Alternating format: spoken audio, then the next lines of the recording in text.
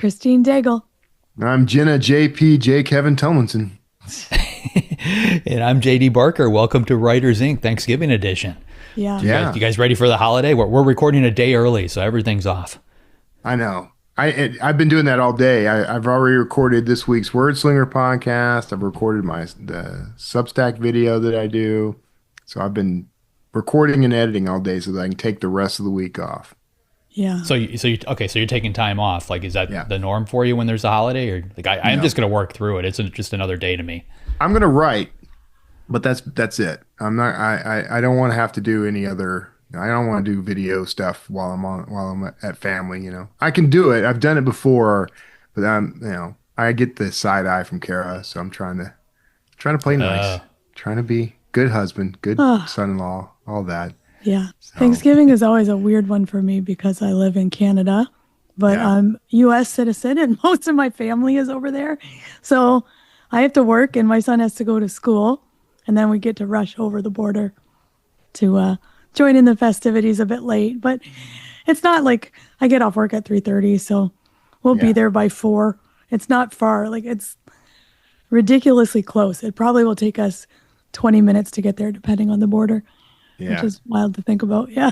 That is pretty wild. Yeah. I mean, so okay, I posed this question in a text message earlier to everybody, but we were going to talk about how you keep writing when your schedule gets hectic for like conferences and holidays and that sort of thing. JD, your schedule and my schedule are pretty similar when it comes to conferences, but Yeah, so I write first thing in the morning, so it doesn't really matter where I am. I always try to knock that out before I do anything else. So if I'm at a conference, if I've got to be somewhere, let's say at 8 o'clock in the morning, I'll make sure I get up 2 or 3 hours earlier to get the writing done before whatever that first commitment is. yeah, Because otherwise, if I don't get it done, then I'm kind of half-assing whatever I have to do in between, and my brain is thinking about the writing that I didn't get done. yeah, But if I knock it out first thing, I feel like I got it accomplished. I feel like the heavy lifting for the day is behind me, and I can do everything else. It gets a little tricky, like Thanksgiving, holiday stuff like that, if we've got family in town. But right. I'll try to duck into my office and close that door before anybody gets a hold of me. Just try to just knock it out. Yeah. I write at night, so it's harder. I mean, because I have a job and I can't get up any early. I already get up at like 6:15. I can't get up any earlier to write. So I Yeah. usually write at night. So it gets hard with holiday stuff. Like when we were at Author Nation, I wrote 2 chapters, which was kind of pathetic. Uh, for me, I wrote 2 days out of however many days that was, 6. Yeah. But also because of the socializing, like I just Mhm. get wiped. I'll come back and I'm just like done. I have nothing left Right. in my gas tank after socializing. So, Okay. Okay. But I want to yeah, correct something here because it is not pathetic that you got 2 chapters written. 2. Okay. You need to celebrate that because it's hard to do when you're That's at these true. things. That's I'm true. like No, JD. that's can't I can't get up. celebrate. That's weak. No, You should no, have done no, 4. I no, thought it no, was no. pretty weak. I thought Listen so to your too. Uncle Kevin. Uncle Kevin says that was good work, and you can always improve, but Thanks, Kevin. don't detract. I'm like JD. I get up early, and so I write early in the mornings. I actually kind of prefer when I'm traveling to be the first one up anyway, because it's quiet. There's nothing else. No one gets up early when you're on vacation Mhm. except Kevin. But I also I kind of took on this whole years ago. I started this whole practice of this whole write anywhere philosophy. So I've always got something with me that allows me to do some writing, and I have been known to write entire books using just my iPhone and my thumbs. So I can write from anywhere, anytime. So if I disappear into the bathroom for a lengthy period of time, that may be what's happening. I may be knocking out a chapter. You just never know. I do not want to know. All So. right. Thanksgiving week. What is in the news? Well, let's serve up. Here's a turkey for us. Lakeside Book Company buys B&T distribution arm. Lakeside Book Company has acquired Baker and Taylor Publisher Services, adding distribution and order to cash services to its existing book manufacturing operations. The deal includes Baker and Taylor's print-on-demand facility in Ashland, Ohio, and brings more than 250 small presses under the Lakeside umbrella. Small and mid-sized publishers will now have a single financially stable partner for printing, storing, and distributing their books through an integrated supply chain. B&T lives on in a way. Yeah, that's good news for libraries anyways. I Yeah. think. Yeah. Does that include their whole library distribution deal though? Because I don't know. Publisher, I is that keep hearing different? Is other. that separate than their library? I should have looked at that. Yeah, I don't know. I didn't look at it either. I'm sorry, I was but thinking it did, and now that you said that, I'm like, maybe it doesn't. because I just saw another news item from a different channel about how there's the whole library distribution side is kind of taking double whammies right now and getting a bunch of hits because a lot of that stuff's shutting down. So I don't know how we're going to get our books into libraries in the near future. Yeah. Overdrive. It's pretty much the only thing left. Overdrive. Yeah. So JD, you're on silent mode again for some reason. Loose cable. You know? Now you're There good. you are. Something clicked. Very strange. Okay. I'll have to ask Santa for a new microphone. Yeah. Or some duct tape. Were you adding Yeah. something to the Baker and Taylor conversation? No, I mean, the only thing I mentioned is I have Baker and Taylor for distribution on that side, and I have yet to receive any emails from them about any of this. Like since their downfall, the purchase by Lakeside, like they haven't communicated any of this to their the various people that they're working with. Yeah. If not for Draft to Digital, I don't think I would have even known that any of this was happening. They kind of sent out sort of an update in their little newsletter. Before that, the only other source of information I have on it is when Christine found a news story. So I try. you heard it here first, everybody. I try to keep you guys all up to date on what's going on. All right. Well, okay. Because we don't talk about this guy enough, James Patterson and bookshop.org launched a prize for debut writers. James Patterson and bookshop.org are launching a new $15,000 literary prize for full-length debut books. All nominations and selections will be made by booksellers working in qualifying independent bookstores. A runner-up will receive $10,000, and nominations open on January 5th, 2026. I think that second sentence is key because what it basically says is do not email JD Barker to try and figure out how to get in on this contest. You are too late. Go to I've already bookshop.org drafted my email. January 5th and figure out how to enter. I think it's cool that they have booksellers judging. That's very nice. Yeah. Yeah. That's maybe the way it should be. I mean, I don't know. The booksellers, I don't know. I go back and forth on that idea. Are they the best qualified? Because sometimes Well, they're kind of tastemakers, right? Well, we're going to talk to Bob about why we have booksellers in a minute. But I mean, they're kind of the tastemakers. When I go into my local bookshop, they know what my taste is and they recommend stuff. And okay, good. they find That's a those fair undiscovered point. gems, and they're the ones hand selling them. So, yeah, why not? They probably Yeah, read they're objective. more than most they're people. objective Yeah. too, right? So Yeah. Yeah. Yeah. I think that's Presumably. important.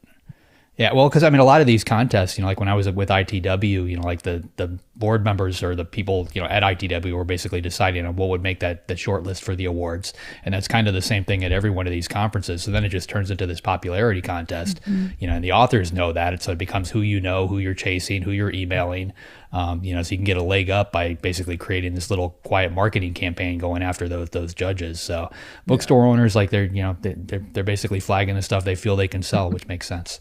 Yeah. Yeah. All right, final story. B&N teams with A24 on retail sites and events. A24 is launching the, quote, A24 shop, retail sections inside major Barnes & Noble stores featuring books, films, vinyl, and curated merchandise from the studio. The partnership includes national in-store events, beginning with a Union Square conversation celebrating Eleanor Coppola's posthumous memoir, part of A24's growing publishing line with Mac.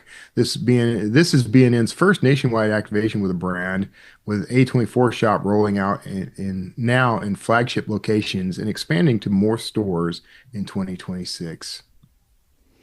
So is this the studios trying to figure out a way to make up for the money that they're losing on some of the other projects? Like feature films are down, streaming, they're not getting paid what they used to. Yeah. Are they just branching out into retail? That could be. When I'm looking at the things that they're offering, and they're including things like vinyl, for example. I am personally seeing a resurgence of vinyl in the world. Like I'm interested in it. I'm planning to get another record player. I gave up on vinyl a couple of decades ago because my entire vinyl collection got destroyed. It Mm. just broke my heart. But now I'm like back, and what I'm noticing is that stuff is prolific. It's everywhere. You can get record players, albums. Kids are buying this stuff. I think there's a resurgence for interest in things like that. So maybe what A24 is doing is capitalizing on that interest. Yeah. And Barnes Noble is kind of that's where you go for physical products like that now. So it makes sense to partner with them. Yeah. So my husband is an avid vinyl collector, has been for a long time. We have so much vinyl. I don't even want to talk about it. I don't even know where it all is. Um, but just like the prices on things have changed dramatically from when he could get records fairly cheap. Now, like people want them again and the prices have gone up. So yeah, maybe that's trying to look at a new way to capitalize on what people are interested in again. But I don't know. I think it's interesting that Barnes and Nobles is in for that too. There seems to be some bundling going on with different types of retail with bookstores now. We talked about the fashion one last time, so I Yeah. don't know. Yeah. Well, Barnes and Noble over the last couple of years, since they got bought out by private equity, they've been evolving in the stores, and I'd be curious what percentage of the store is actually still books. And at this point, it's probably like 50-60% or something like that books. But there's a huge toy section now. They've always had the food, but that takes up a lot of the square footage in the store.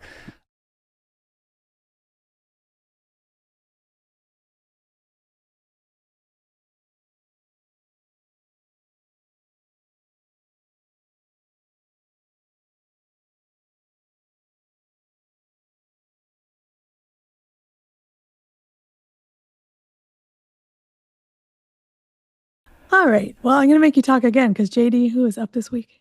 This week we've got Bob Lingle on. This one's a little different for us. Bob owns a fantastic bookstore in upstate New York called The Good Neighbor. He's also a fixture on TikTok. Not only talking about new titles but changes in the industry. He's going to fill us in on the changing publishing landscape, how it's impacted booksellers, and how things like moving into direct sales for booksellers or publishers is impacting things. So here he is, Bob Lingle.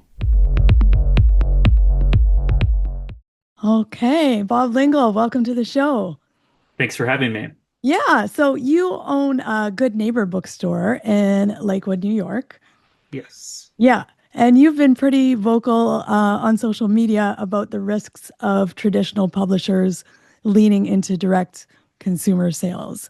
We've talked about it a bit on the show, and I would love to hear what is your main concern you think the industry is overlooking? Well, just to give a background, because I don't know what you've covered in the past, it was about 2 months ago at this point that I noticed an author that I follow that he just was kind of more of a TikTok personality, and then he had a book come out, Mhm. and he had this video that led off with a lot of people are asking me where else I can buy the book besides Amazon. I'm like, oh, my ears perked up. I'm like, all right, great. He's going to direct people to independent bookstores. And then he said, there's a link in my bio where you can buy it directly. And I forgot which publisher he's published through, and I don't want to, I will name it one name later. I looked and like, oh, I'm like that seems concerning. And then it was about a week after that that I noticed in a shelf awareness article, um, it covered HarperCollins structuring their sales department to have a focus on direct to consumer sales. And I'm like, well, that's really concerning. And then I noticed a lot more with HarperCollins, some more with Macmillan on TikTok of having promoted ads, authors specifically selling their books and kind of working on the hand of the publishers of, hey, you can buy this book directly from the publisher. I'm like, that's not great. I'm like, um, and there was also TikTok influencers that then were linked up with the TikTok shop. And like I kind of enjoy the transparency of TikTok where they will show you the commission that the TikTok person is making. I'm like, I would make more than that selling the book out of my store. So it's not like they're making a huge chunk of money, but it's also weird that the publisher is definitely making more money out of doing this. In response to it, I noticed this while I was going through the process of doing our spring and winter sales, And every time I'm going through catalogs in Edelweiss, I notice more and more frequently over the last couple of years, this author is huge on TikTok. They have this many likes, they have this many followers. I'm like, well, if you're going to start selling directly through TikTok, why would I care? I'm like, this is almost the opposite of a selling point because I know that you can use this author to just sell directly for you. So I had a couple conversations with our sales reps. It started with Macmillan because that was the first sales rep that I had a conversation with after I noticed that it was happening. And she asked me to write a letter that she could forward on to her sales director. So I wrote that letter, and then just being the squeaky wheel and obnoxious, I'm like, you know what? I feel like every sales rep needs this letter. So I sent it to all of my sales reps for all of the publishers. And then I also sent it to the American Booksellers Association, as well as my regional bookselling association to just get the conversation started. After that, I ended up having there was one conversation that I had with a sales manager for Penguin Random House, and that was a reassuring conversation. Penguin Random House has been great in terms of making sure that they take care of their independent bookstores. They know that their huge authors are going to sell books no matter where they have platforms to sell them, but for their mid-tier authors and less than mid-tier authors, it's the independent bookstores that discover those, that hand sell those, that recommend them to other bookstores to sell.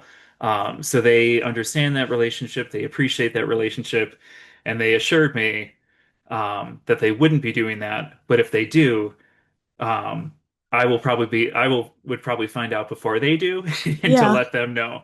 And in that letter, like it wasn't just the concerns for independent bookstores, because what and the concern that I had in there was that this concerns me more than just the existence of like a big box store, Barnes and Noble, or even Amazon, because of the direct sales with TikTok. When it's a great tool for publishers. I don't want to sell it to them, but it is a great tool because in the TikTok shop space, people don't have to leave the website to go to Amazon or to go to Bookshop or to go to an independent bookseller's website to buy the book. They can buy it directly through there. And TikTok loves that because it's keeping them on their platform and driving sales and revenue for them. So it's just this overall concern, and people listening to this might ask the question of why wouldn't an independent bookstore just set up their own TikTok shop? Right. And it's possible, but the feasibility of doing it that way, you have to supply so much information of like the dimensions of the book, the weight of the book, all of the different categories, and like it's just a laundry list of things that you have to do for one title. Yeah. So there are some bookstores that will make a committed effort of like, I'm going to put 5 books on there. Where I think for publishers, they have the team available to they could put as much of their catalog on there as they want to, and it's just cutting us out of that picture entirely. And the other concern that I had in there was for my sales reps, because if they're selling the books to us and then they're not selling the book. We have this obstacle of why would we buy the books through there? It's going to hurt their sales and commissions as well. Yeah. So as someone who doesn't use TikTok Shop, um, do they give favorability to people who pay for like advertising, or is it more organic? It can be organic, and that's the thing, like with publishers finding influencers to just popular people of like, hey, you could write a book, or if there is a independently published author that has a huge following on TikTok, the publisher can find that person Mhm. and just utilize their organic reach to connect to their customers directly. So there is a lot of that organic reach, but then there are also I do see paid ads all of the time for HarperCollins and Macmillan have been kind of the Yeah. worst offenders. So then you would be in direct competition with the publishers, which doesn't seem Yes. to be a business model that makes any kind of sense to me. No, no, it No. doesn't. Um, yeah, so that's interesting. So there was something else that you touched on about, your sellers, and you're talking about it's not going to hurt big box stores, but I have to wonder like what happens to the book ecosystem, because like you say, when I go into my indie bookstore, they might have a few of the bestsellers, but that's not predominantly what it is, right? They're in Mhm. there for local tastes or for their taste to help you discover new books. What happens to debut authors, to mid-listers if I don't know, I feel like I'm trying to think about this. I've been thinking if we sell direct from traditional publishers, does it hurt debut and mid-list authors? Does that go away? Are we only buying big authors? Or do big authors not even need a big box store? Like what happens to all of that? You know? I feel like big authors, like currently established authors, are probably going to be fine. Like they will still Hmm. sell the books the way that they traditionally sell the books because that model has worked for them. So why would they change that? I my concern is just in terms of the quality, Yeah. like beyond the getting cut out of the sales process entirely, but the quality of the books that could be out there of just because a person has 1 million followers or 2 million followers, hey, let's give this person a publishing deal. And then the book that is birthed out of that that process. Yeah. Yeah. Because like book discovery is kind of the biggest strengths of indie bookstores, right? So Yes.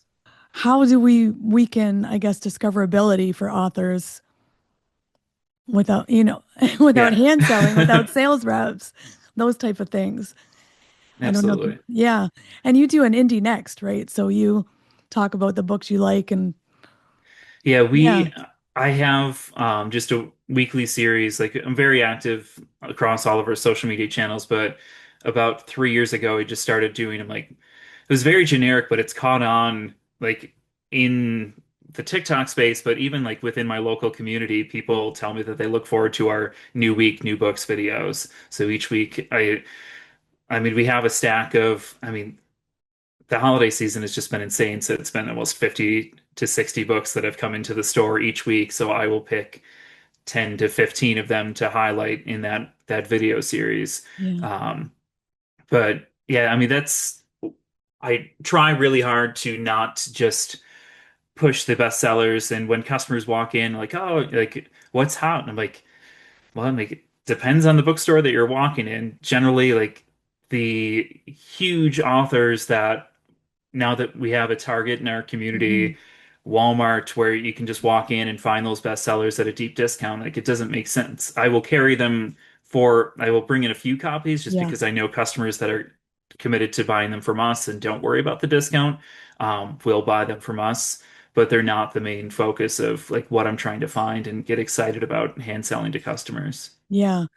Um, some people argue that, people will always come into bookstores for the experience, but then they go and buy online, like you say, for that discount. Like, is that helpful if people are just coming in and then buying elsewhere? Like that must, I mean, Well, if that was me, I was like, that would drive me crazy. yeah. So I just, It's I don't see it as much, and I don't know because it's just something that I continuously have a conversation around. In addition to owning my store for the last year, I've worked full time for a chamber of commerce. Mm. So I am just 100% you need to buy from the local community. So I don't know that people that know me would dare come into the store to just window shop. Um, but um, and it's one of the concerns that I have with getting cut out of the TikTok ecosystem of people wanting to buy books from independent bookstores. Because when TikTok became really popular during the pandemic and bookstores, it was the first year in like 20 years where there was more bookstores that were closing than opening. People became aware of like, oh, if we don't shop at these places, they close. And it Yeah. became a very large conversation around that topic. So for the last 4 years, I would say we've seen such an uptick in customers coming into the store and shopping at an independent bookstore being like a cool thing to do. Um, so that's why like the conversations that I've had with sales reps, like we finally reached a place where we're cool again if we ever were before. I mean, we're cool in terms of the reader space. Yeah. It's a cool thing to come into an independent bookstore and find new books and find the ones that they have heard about online. We've reached that point, and now publishers, a few of the publishers are coming in and just kind of knocking our legs out from underneath us. Yeah. So like you said, it's kind of cool to come in, and indie bookstores are more than just book shopping. Like, what ripple effects do you think will affect book culture with this direct sell, like literary communities? I know there are, in my bookstores, other events that go on that are really community focused. There, feel like that's the advantage that I've continued to lean into, and what makes like there's always going to be Barnes and Noble, there's always going to be Amazon. Hmm. Hopefully, this TikTok thing doesn't become larger than what it is right now, but we're always going to have these struggles of competing with the convenience of shopping online. So it's really leaning into having more community events, having more Yeah. reasons to have people come into the store for events, but to browse and have that experience. Yeah. And to be sure they're not going to get AI books, right? That's a That's problem now. that's a whole nother topic. Yeah. They're just flooded. We just were talking about this in one of the like home remedy spaces. 82% of those books were AI generated, um, which is insane. So Yeah. no AI generated books in indie bookshops. So that helps us too. Yes. Yeah. So they do have platforms like bookshop.org and those type of things to help people, find their local bookstores. Um, are there strengths or limitations with that you see? There, I had signed. I've had my store for 8 years, so that it's evolved a lot over that time. When I bought the store from the previous owner, our website was just a landing page with our store information and links to our social media, and we just had no online presence.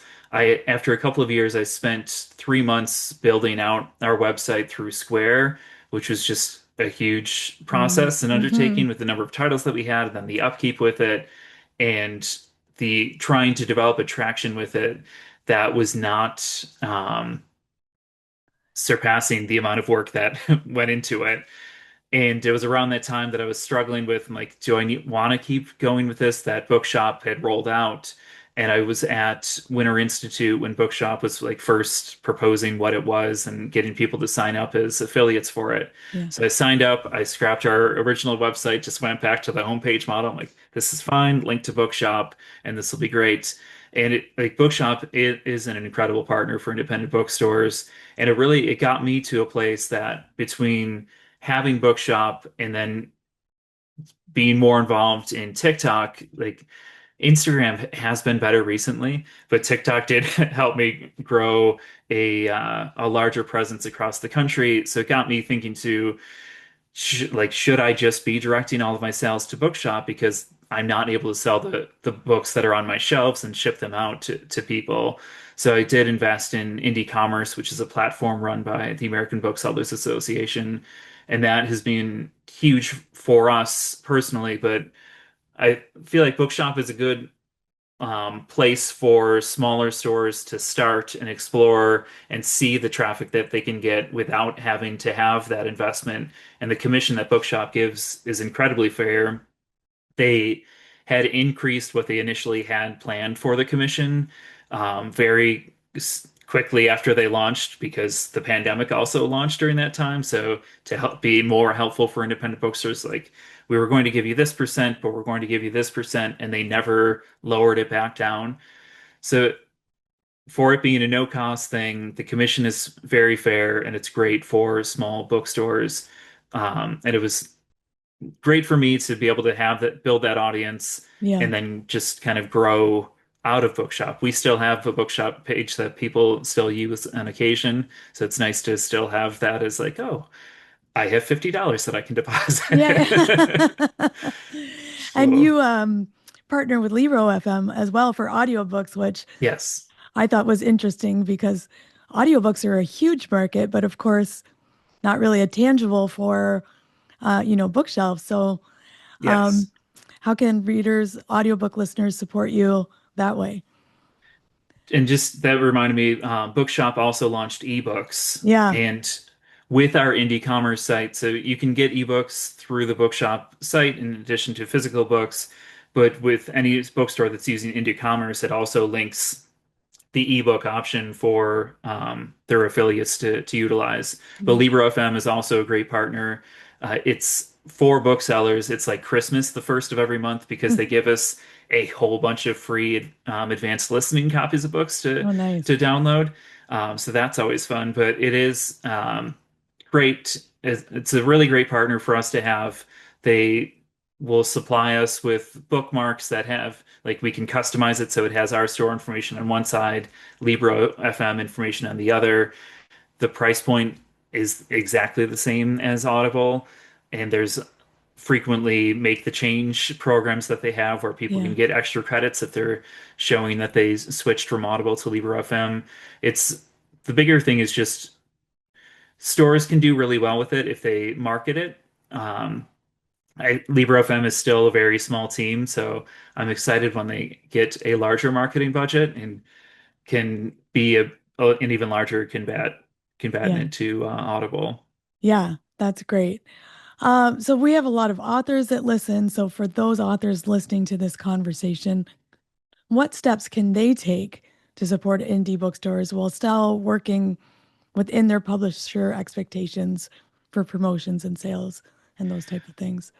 Well, I know you work with JD Barker a lot, and he can tell you, and I'm sure you know it as you're on your own, and other authors know, even if they have a marketing division behind them through a publishing house, they're still going to have to do a lot of work on their own. Yeah. So there's still like JD Barker is one great example that he exists in my store because of the marketing that he had put together with his own ad agency that of getting a letter from a serial killer for the 4MK series. I'm like, all right, we are going to carry these books. So um, finding interesting ways like it, to partner with your local independent bookstore or to find bookstores that kind of match the vibe of what books you're putting out into the world.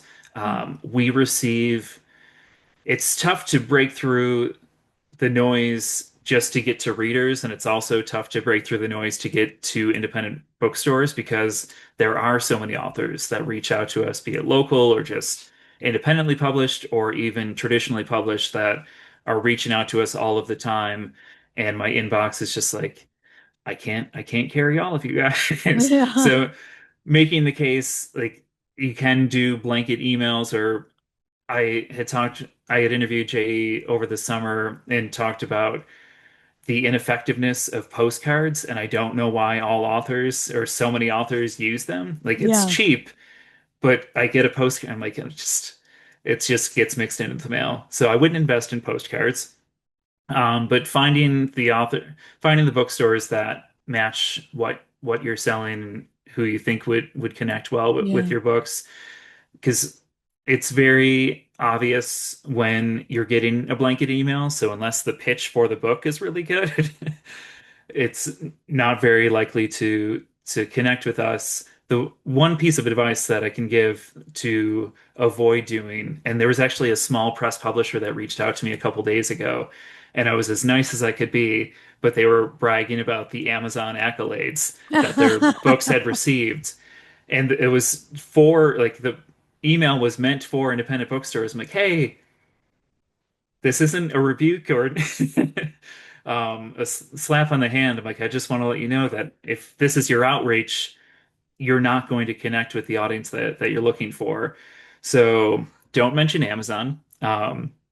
There are so many subgenres of Amazon that almost every author has become at one point for a split second an Amazon bestseller. Yeah. So experienced booksellers are aware of that, and that's not going to move the needle for us. So it's more so why is your book going like what explain to us what audience you're trying to get your book into the hands of. So it makes our job easier of, oh, like I have those customers that are coming into my store. So yes, I will bring those books in to get that book into those customers' hands. Yeah, it's so funny you said that about the postcards because I'm on the Authors Guild and I see, recently there was a thread about it. Oh yeah, send your indie bookstores postcards. That's the best. Don't send those Don't send cards. postcards. So, I guess authors think that's the way to go. I've never sent a postcard, so I mean, it's like because I used to work on political campaigns, so I know yeah, just in terms of marketing, like a yeah, postcard is a very cheap way to reach a lot of people. But because so many people use them and we get so much mail yeah, that it's just, unless it's in a really amazing postcard, which most of them aren't, yeah. um, it's tough to. So, how do you prefer an author contacts you, say, if they are interested in getting their books in your store or they want to set up a signing with you? How do you like them to reach out to you? I mean, an email is generally best, even just like I've had, there was an author out of Buffalo, which is just an hour and a half Yeah. away, and it was just coincided with my wife had just read that author's book, and then she had identified different bookstores that she wrote a letter out to those people. So, however you can make it into like a personal touch really stands out. Even if it's just you actually signed your name instead of just having it printed or stamped on there. Um, but handwritten notes go a long way. Obviously, your hands cramp, and there's over 1,000 different bookstores in the country, so you can't write them all. But it does. You would probably have more success, um, but a somewhat limited reach Somewhat limited doing it that reach. way. Yeah. Yeah, like you said, there are a lot of indie bookstores, and you kind of know the ones in your area. So, how would you kind of figure out the vibes of other bookstores? How would you suggest? They're like, and it's something that I did when I was when I bought my bookstore of just finding as many bookstores on social media as I could to follow. And it was, what do I want to turn this bookstore into that I purchased somewhat on a whim? And I was able to connect like Literati bookstore.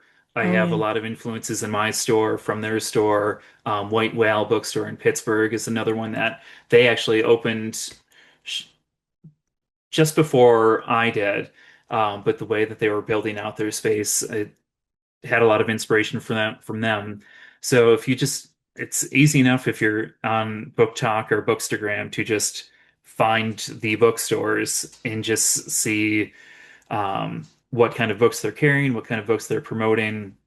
So if your book connects on that level, yeah, it's a process, but it does make a difference when yeah, you're making that outreach. yeah. And it'll save your hand cramping from writing 1,000 handwritten Yeah, notes. yeah, yeah, yeah.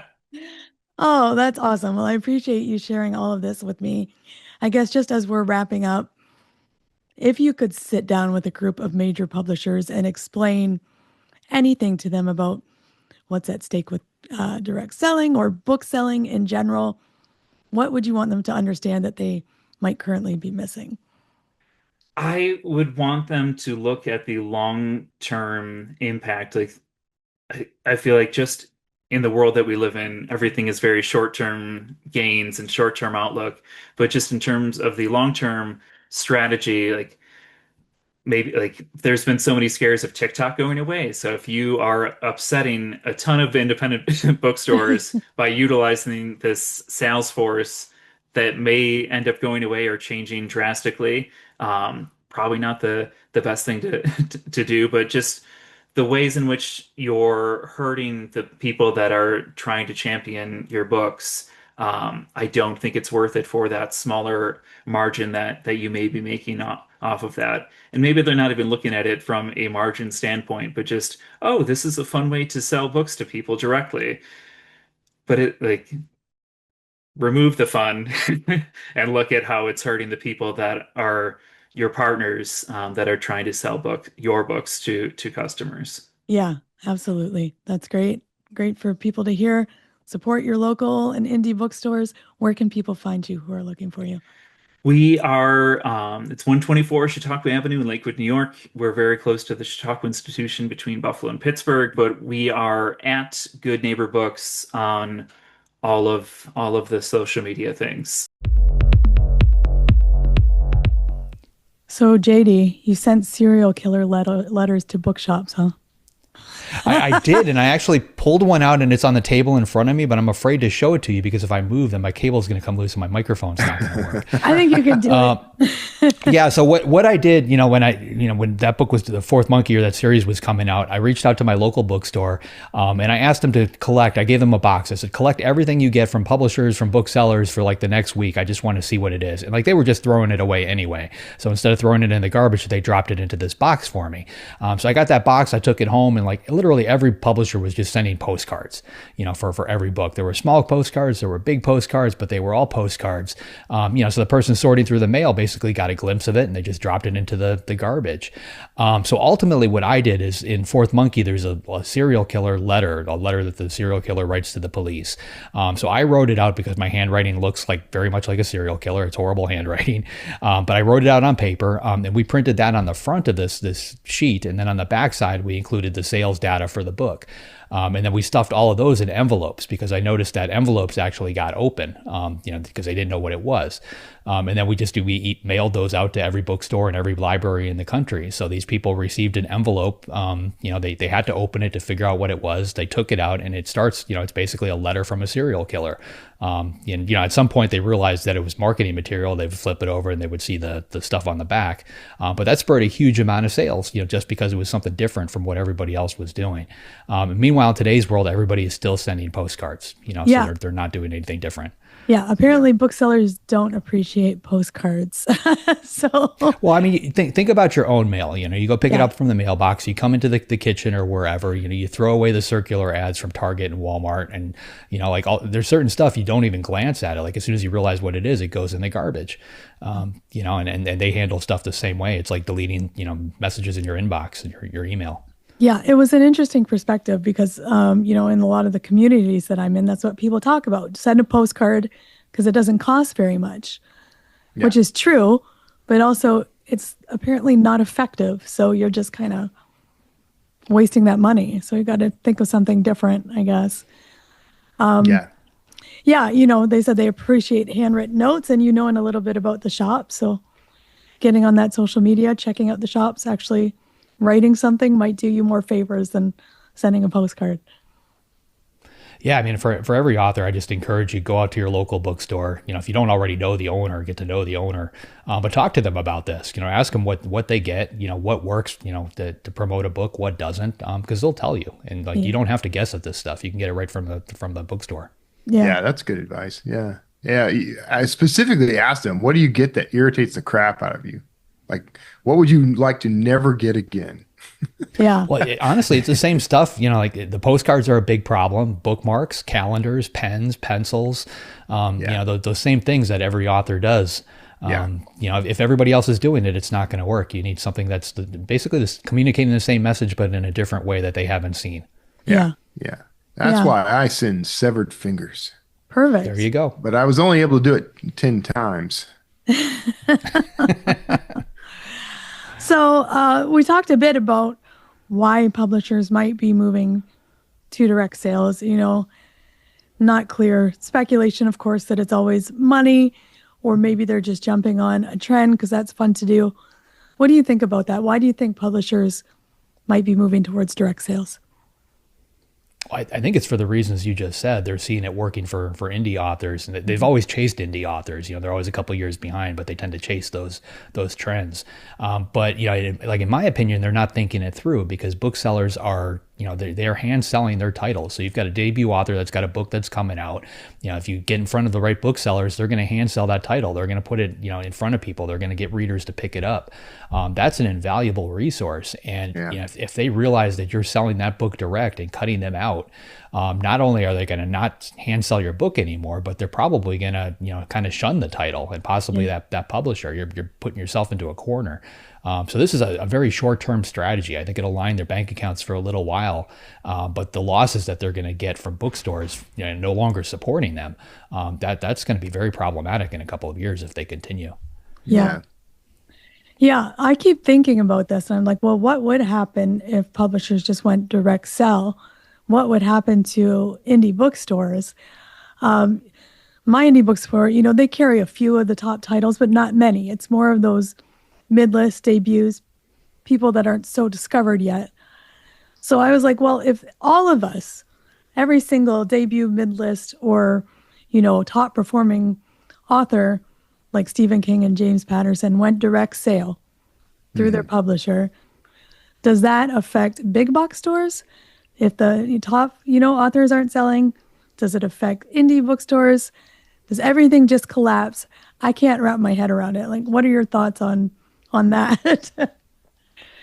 I don't see it collapsing if you're like one of the things that Bob does really well is he's very in touch with his local community. Yeah. And that's what supports his store, that, people go to that store not only to buy a book, but because they like the environment, they like, the people, they like, the information that they receive, that's a huge leg up. Those people aren't going to go away. Certain people only buy their books at Walmart. Certain people only buy their books online. So honestly, like, I think the one publisher that's really going to get hurt by the direct sales thing might be Amazon, the online sources, because now people are just, clicking somewhere else, possibly buying it for a little bit cheaper if that's at all possible. You've got to double down on what's working. And it always turns out to be the human element in all these different things. Yeah. But this is a kind of a good time for indie authors to, if TradPub is going to pivot to direct sale, then indie authors need to pivot to pressing indie bookstores to carry the books. Wouldn't that be something? If we went that I would way, love to right? see that. Yeah, we have here in the Austin area. There's Book People is a big local, indie bookstore, and they actually have an entire section for indie authors, but it's you kind of got to hit certain numbers to get on their shelf or whatever. But I wonder if if we started kind of seeing a decline, like if certain publishers were doing this, I wonder then if stores like that would be more open to putting more indie titles on their shelves. And I think they could do great. I mean, they kind of lean into the local. They like everything local. Austin's a big like buy local kind of place. Most places are, I think now. So that's the argument you need to be making with these guys when you pitched them. I'm local. You want to buy local. I'll support you and you support me. Yeah. Support your there's a events. couple pieces. There's a couple pieces to that though that you've got to unpack. So, when I sell like hardcover books, paperback books, that kind of thing, they're deeply discounted for the bookstores. They get 50 to 55% off on all of those, and they're already cheap because of the way that because I'm printing through Simon and Schuster. So most indie authors, they're going through Ingram Spark. They're printing one at a time. So they don't have those profit margins in there. A lot of them don't do the discount to bookstores. So that's going to cut you out immediately if you're not doing that. So somehow the print cost needs to come down.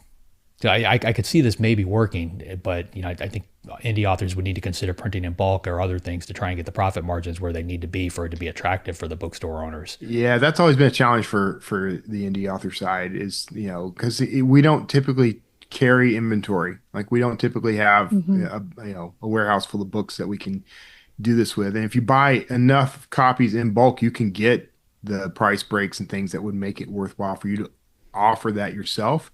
But most indie authors can't really afford to do that. So yeah, that's a puzzle piece to solve. I need to figure that out so that I can make millions of dollars on that idea. Let me figure that out. I'll be working on that, guy. Well, you guys keep talking. The magic number is 16. Yeah. Like I've learned, like the big printers print everything like in 16 copies at a time. Okay. So even when you're printing in bulk, if you're doing 5,000, like 16 or 32, like it's got to be a multiplication of 16 in order for it to work. I'm just gonna start running it off of my like HP printer here in the house and just staple it together. Oh, that's cost effective. Yeah. That ink is probably more expensive. You're right. Yeah. No. Yeah. You're not wrong. So one of the things that we didn't talk about, but he had said online that I thought was interesting was if traditional publishers go to direct sales, how do those numbers get counted for lists like the New York Times bestsellers list? Yeah, Who's that's counting the problem. them? How can you trust those? Like that creates all sorts of issues. Yeah, we're saying so indie authors are kind of bumping against that now, and the general answer to that is I don't care, which I think is the wrong approach. And I'm not going to name names, but I know a few really big names in the indie sphere who are like, I don't care. I'm making all the money, or whatever, who cares about discoverability? I think that's the wrong approach because there is definitely going to be a ceiling on what you can do with direct sales. Unless you are if you're spending Amazon levels of money on marketing, then sure, own the whole process. But it's problematic to try to do it that way. And I just don't, I think long term, it's a bad plan. That's why I haven't really leaned in on the direct sales thing like everyone else has yet. Well, you're basically trading one thing for another, right? So like the New York Times list is a sales tool. It sells a lot of books if you hit that list, but like they market, like their entire effort when putting out a book is to hit that list.